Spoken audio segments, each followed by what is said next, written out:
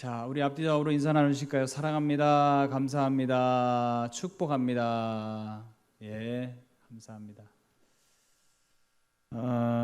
오늘 본문은 민수기 28장, 29장 전체의 말씀입니다. 그래서 시간 관계상 우리가 조금만 읽었는데요. 지난 시간에 우리가 승계의 문제를 다뤘었습니다. 그렇죠? 그래서 첫 번째는 땅의 승계, 땅을 어떻게 승계할 거냐라고 하는 문제, 그리고 권력을 어떻게 이양할 거냐, 지도력을 어떻게 승계할 거냐, 이 문제를 다뤘습니다. 그래서 하나님의 나라에 가나안 땅에 들어갔을 때 하나님께서 가장 먼저 하라고 하시는 것은 승계가 굉장히 중요한 것이다. 그 땅을 어떻게 해서 계속해서 이어갈 수 있는 승계의 방식을 어떻게 해갈 거냐, 이것은 굉장히 중요한 것이다. 하나님께서 그렇게 말씀하시는 것이고요. 또 그 땅이 계속해서 정치 지도력이 아름답게 또 이루어지려면 청빈한 가운데에서 승계가 이루어져야 된다. 그것을 우리에게 말씀하고 계세요. 자, 그리고 난 다음에 하나님께서 이제 귀추가 주목되죠. 그 땅에 들어갔을 때 제일 먼저 해야 되는 것이, 신경 써야 될 것이 승계의 문제다라고 한다면, 이번에는 하나님께서 무엇을 또 가장 먼저 말씀하실까라고 하는 생각이 들죠. 그런데 오늘 하나님께서 가나안 땅에 들어가기 이전에 이스라엘 백성들에게 제일 먼저 또한 말씀하시는 것은 무엇이냐? 바로 오늘의 28장, 29장의 내용입니다. 여러분, 오늘 말씀은요, 모든 예배의 규정들을 말씀하고 있어요. 그러니까 공동의 예배죠. 여러분, 예배라고 하는 것이 무엇입니까? 개인적으로 내가 혼자서 하나님 앞에 기도하는 것, 이것도 사실은 예배입니다. 예를 갖춰서 하나님을 뵙기를 청하고 인사를 드리는 것이기 때문에 자기 혼자서 골방에서 기도하는 것, 찬송하는 것, 이것도 사실은 다 예배입니다. 그죠? 그런데 오늘 28장, 29장은 공동의 예배입니다. 그러니까 나 혼자서 드리는 예배가 아니라 모든 사람들이 함께 모여서 예배를 드리는 것이죠. 그런데 함께 모여서 예배를 드릴 때는 통일감 있게 모두가 함께 질서정연하게 예배를 드리려면 예배의 형식이라고 하는 것이 들어올 수밖에 없습니다. 그러다 보니까 하나님께서 이제 매일 드리는 상번제는 이러한 형식으로 드려라. 안식일, 일주일 만에 한 번씩 드리는 안식일 예배는 이런 식으로 드려라. 이런 제물을 드려라. 그렇게 말씀하시는 것이고, 또 매월 돌아오는 초하루 예배, 그것은 이렇게 드려라. 또 절기 예배는 이렇게 드려라. 하나님께서 이제 형식을 오늘 28장, 29장에서 말씀하고 있어요. 자, 그러면 오늘 이야기, 본문의 이야기로 쭉 들어가 보면, 개괄을 한번 해보면, 여러분 우리가 방금 읽었었죠? 28장 1절부터 8절까지는 뭐라고 얘기해요? 상번제에 대해서 말씀하고 있어요. 매일 드리는 번제, 그렇죠? 아침에 한 번, 저녁에 한 번 제물을 올려드리는 매일 번제에 대해서 말씀하고 있습니다. 그리고 9절, 10절은 짧게 나오죠. 뭡니까? 안식일에 대해서. 이거는 7일에 한 번씩 돌아오죠. 자, 그 다음에 11절부터 15절까지는 뭐라 그래요? 초하루 예배. 또 어떤 교회들은 보니까 월삭 예배 이렇게 얘기하더라고요. 그래서 매월 첫날 예배를 어떻게 할 거냐, 그것을 말씀합니다.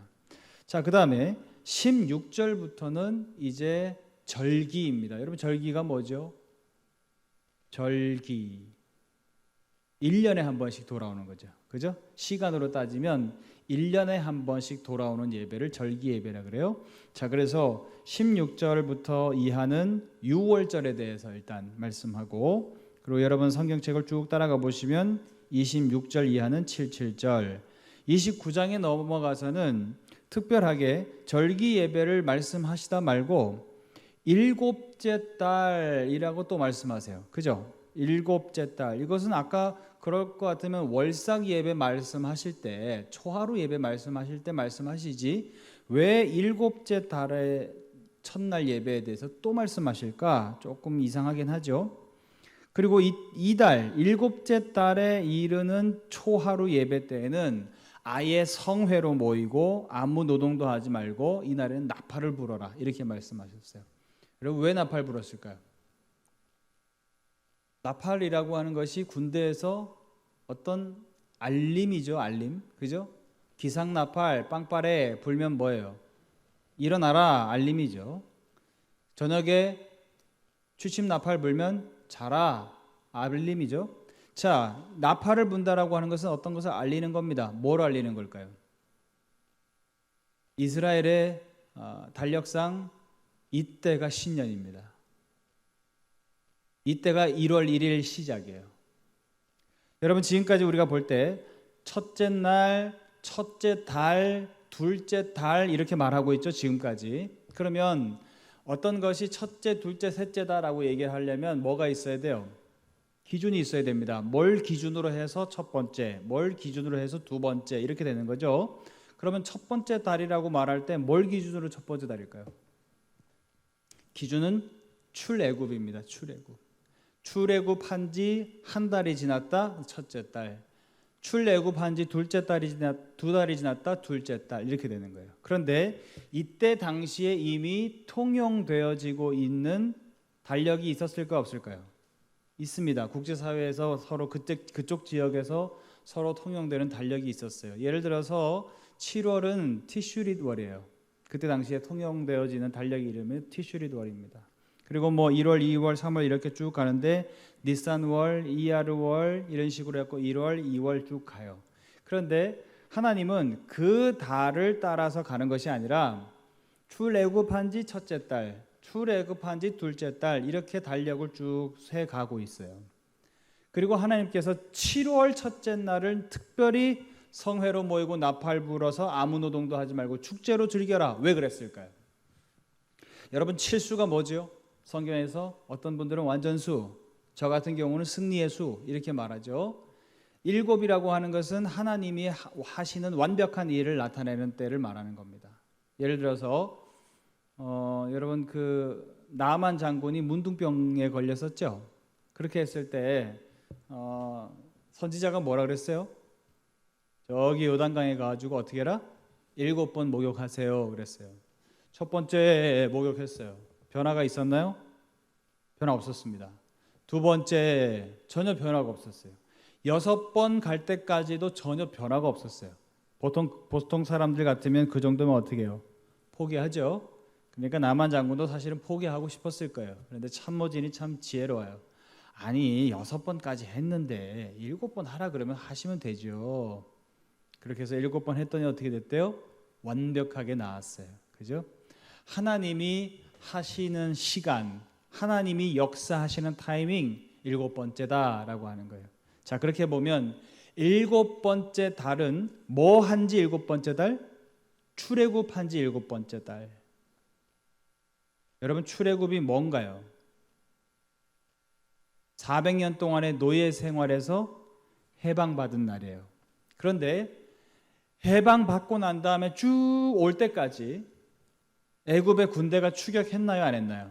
추격했습니다. 여전히 적의 위협이 있어요.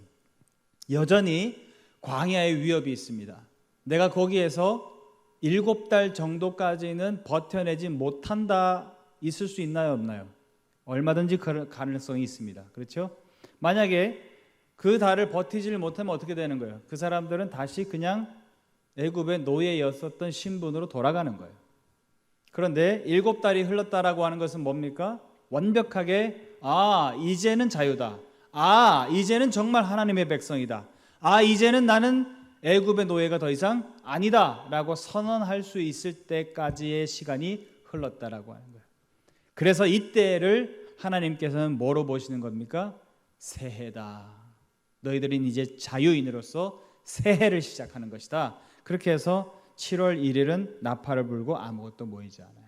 자, 그 다음에 계속해서 말하죠. 7절 이하부터는 속죄일, 12절 이하는 장막절 해서 쭉 나옵니다. 자, 이것을 우리가 28장, 29장을 쭉 읽어봤는데 이것을 표로 만들면 다음과 같아요. 화면 한번 띄워봐 주실래요?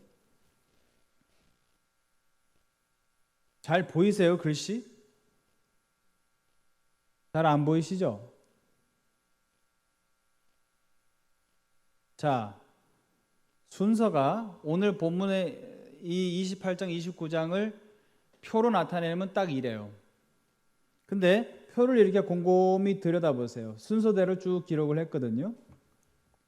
쭉 보면 제일 위에 뭐가 있어요? 매일 드리는 제사. 뭐 이게 안 보이시면 우리 본문을 다시 봐도 돼요. 제일 첫 번째로 나오는 것이 뭐 규정이었어요? 상번제 규정. 그죠? 그 다음 두 번째는요, 안식일 규정. 세 번째는요, 초하루 규정. 네 번째는요, 절기. 이렇게 가요. 그죠? 순서가 그렇게 갑니다. 뭐 순서인가요? 어떤 순서예요? 빈도순이죠. 빈도순. 그죠? 얼마나 자주 드리느냐의 순서대로 기록하고 있어요. 여러분 생각을 해보세요. 내가 출애굽한 것을 가장 중요하게 생각한다. 내가 자유인이 된 것을 가장 중요하게 생각한다면 사실은 무엇을 제일 앞서 기록해야 될까요? 제 생각에는 유월절 같아요. 하나님께서 그때의 유월절의 규례를 통하여서 좌우 문설주 임방이 피를 바르라 라고 하셨을 때 그때 우리가 구원받고 그것이 결정타가 되어져서 애굽이 무너졌고 그것으로 인해서 우리가 자유를 얻게 되어졌잖아요. 그러니까 그 출애굽을 기준으로 생각해서 그것을 바라본다고 한다면 사실은 그게 제일 먼저 기록되어졌어야 되죠. 근데 오늘 본문 말씀에 기록되어진 순서를 보면 제일 자주 드리는 거. 그래서 매일 상번제, 일주일에 한 번씩 돌아오는 안식일 예배, 한 달에 한 번씩 돌아오는 초하루 예배, 1년에 한 번씩 돌아오는 절기 예배, 이 순서대로 기록을 해가고 있다는 거예요. 여러분, 오늘 본문 말씀이 첫 번째로 우리에게 말씀하려고 하는 것이 무엇이냐?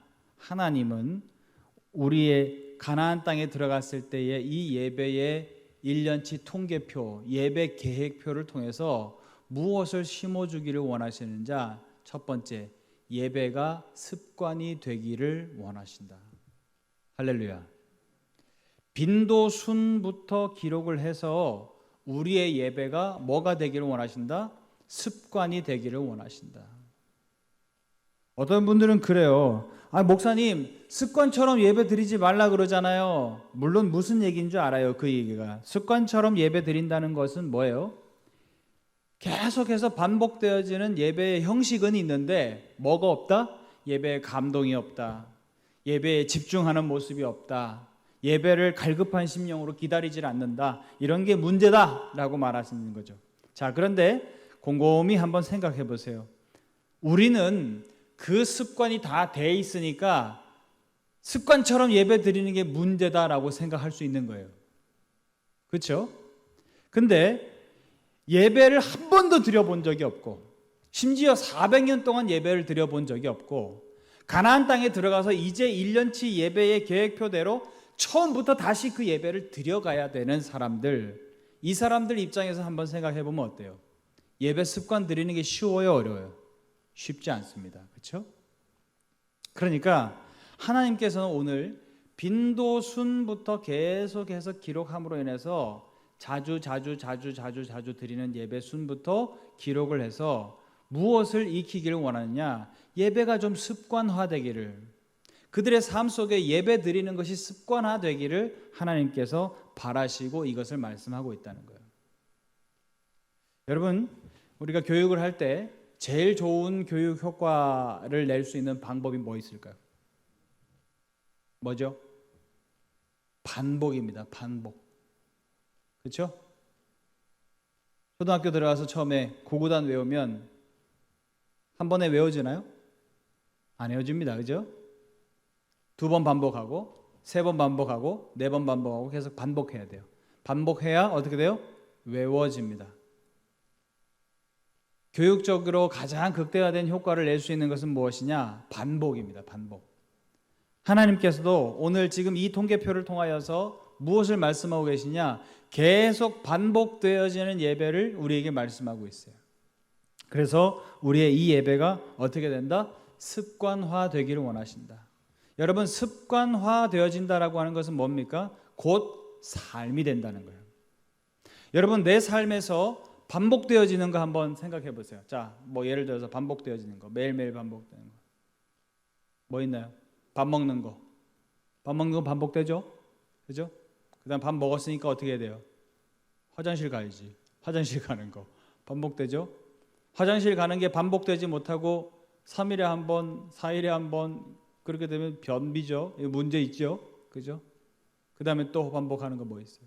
요즘 있잖아요. 왜? 스마트폰. 그죠? 스마트폰 들여다보는 거 반복되죠. 그런데 밥 먹는 거 너무 반복된다. 너무 습관처럼 되어진다. 그러니까 습관처럼 먹으면 안 된다. 그래서 먹지 말아야 되나요? 먹어야 되죠. 먹어야 삽니다. 아우, 습관처럼 그 화장실 가서 냄새 맡는 거 싫다. 반복하지 말아야 되겠다. 문제 생기죠. 그렇죠? 여러분 마찬가지입니다. 하나님께서는 우리의 삶 가운데서 일부가 되기를 원하세요. 무엇이? 예배가 매일매일 반복되어짐으로 말미암아서 매일매일 그 예배를 통해서 하나님을 만나고 하나님의 말씀을 듣고 하나님의 말씀을 따라서 살아가는 삶, 바로 그 예배하는 삶이 되기를 하나님은 원하신다는 거예요. 무엇을 통해서요? 반복을 통해서. 사랑하는 여러분, 하나님은요, 그래서 우리의 예배가 습관이 되어지고 반복이 되어지고 그래서 점점 우리의 삶의 일부가 되기를 원하시는 것이 하나님의 마음이고 그 마음이 1년치 예배 통계표에 고스란히 담겨 있다라고 하는 거예요. 사랑하는 여러분, 우리들은 예배 습관이 돼 있으시죠? 예배 습관이 돼 있으시니까 지금 여기에 나오셨죠. 일부 예배에 나오신다는 게 아침 일찍부터 준비해서 나오셔야 되니까 얼마나 어려워요. 그런데도 지금 나오셨잖아요. 감사한 일이죠. 그런데 한번 곰곰이 생각해 보세요. 나는 감사한데 내 자녀들은 예배 드리는 습관이 배어 있나요? 나의 일가 친척들은 예배 드리는 습관이 되어져 있나요? 없습니다. 안 그런 경우가 많아요. 내가 사랑하는 사람들, 내 주변의 사람들, 예배의 습관이 되어져 있는 사람들이 있나요? 없습니다. 안타깝지요. 나는 습관이 되어 있지만 그들은 습관이 되어 있지 않아요. 그들에게 어떻게 해야 되나요? 바로 이 습관이 그들에게도 고스란히 전파되어져야 되죠. 쉽지 않습니다. 습관 들여야 되니까 일단은 끌고 와야 되죠. 예배 들어오세요. 같이 가자. 예배 한번 가보자. 두 번째 갈 때는 또 지겨워 싫어. 그러니까 어떻게 해요? 달콤한 사탕 줘야 되죠. 그죠? 유혹하는 뭔가를 줘야 되죠. 그렇게 해서 계속해서 반복해야 되죠. 그러다가 나중에 어떻게 돼요? 하나님을 만나면 어떻게 된다? 자기 스스로 습관이 되어진다는 거예요. 구구단일 마치 처음에는 안 헤어지다가 한번 딱 통달이 되어지면 그 다음부터는 안 까먹고 계속해서 갈 수 있듯이 예배가 계속해서 처음에는 익숙하지 않다가 반복되어지는 과정 가운데서 하나님을 만났을 때 어떻게 되나요? 그가 바로 예배하는 삶을 사는 사람이 된다라고 하는 거예요. 우리 대림제일교회는 습관이 되어져 있는 예배, 습관적으로 드리는 예배, 그리고 예배를 통하여서 하나님을 자주 만나시고 예배하는 것이 삶의 일부가 될 수 있는 저와 여러분들이 다 될 수 있기를 주님의 이름으로 축원합니다. 두 번째는요, 오늘 통계를 이렇게 쭉 들여다보세요. 그러면 위에서부터 쭉 보면 드려지는 제물의 양이 어때요? 처음에는 한 마리, 두 마리 정도죠. 그러다가 점점 어떻게 돼요? 많아져요. 7마리 확 늘죠. 그리고 나중에 7의 배수 14마리 이렇게 늘어요. 그러면 여러분 한번 제가 질문을 드려볼게요. 가다가 보면 상번제 드리는 날, 매일매일 드리는 번제 드리는 날, 그리고 안식일 되면 어때요? 안식일 제물만 드려요? 상번제 제물은 안 드리나요? 드립니다. 상번제 제물도 드리고 안식일이 되면 안식일도 제물도 드리는 거예요. 자, 그리고 난 다음에 안식일이 어떻게 하다가 초하루 날하고 겹칠 때가 있어요, 없어요? 있죠? 월 1일하고 겹칠 때가 있습니다. 그러면 그때는 어떻게 해야 돼요? 상번제 제물, 안식일 제물, 초하루 제물 이것도 드려야 돼요. 자, 그런데 또 가다가 보면 그 세 가지에 더하기 절기까지 겹칠 때가 있나요, 없나요? 있어요. 절기까지 겹칠 때도 있습니다. 그러면 어떻게 돼요? 모든 것이 다 누적되어져서 다 같이 이것을 드려야 돼요.